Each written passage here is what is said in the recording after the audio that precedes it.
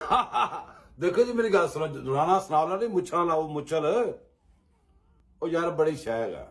ਉਹ ਕੀ ਕਰਦਾ ਦੇਖਦਾ ਜਦੋਂ ਵੇਖਦਾ ਨਾ ਕਪਤਾਨ ਨੂੰ ਠੰਡਾ ਪੈਣ ਲੱਗ ਪਿਆ, ਹੁਣ ਥੋੜੀ ਸਮਝ ਲੱਗਣ ਲੱਗ ਪਿਆ, ਅਕਲ ਕਹਿੰਦੀ ਨੇੜੇ ਆ ਚੱਲੀਏ, ਉਹਨੇ ਅਕਲ ਨਹੀਂ ਇਹਨੂੰ ਆਉਂਦੇ ਨਹੀਂ ਨਾ।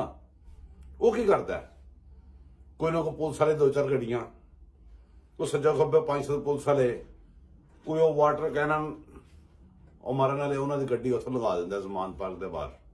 ਜਿਸ ਟਾਈਮ ਉਹ ਗੱਡੀਆਂ ਆਉਂਦੀਆਂ ਨੇ ਬਾਹਰ ਤੇ ਜ਼ਮਾਨ ਪਾਰਕ ਦੇ ਬਾਹਰ ਦੀ ਸੂਰਤ ਹਾਲ ਚੈੱਕ ਕਰੋ ਜ਼ਰਾ ਕੀ ਹੁੰਦੀ ਹੈ।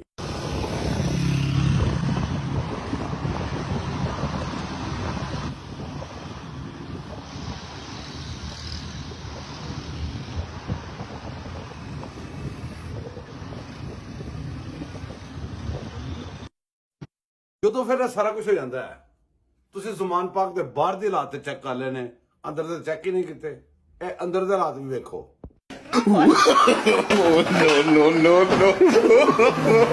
no.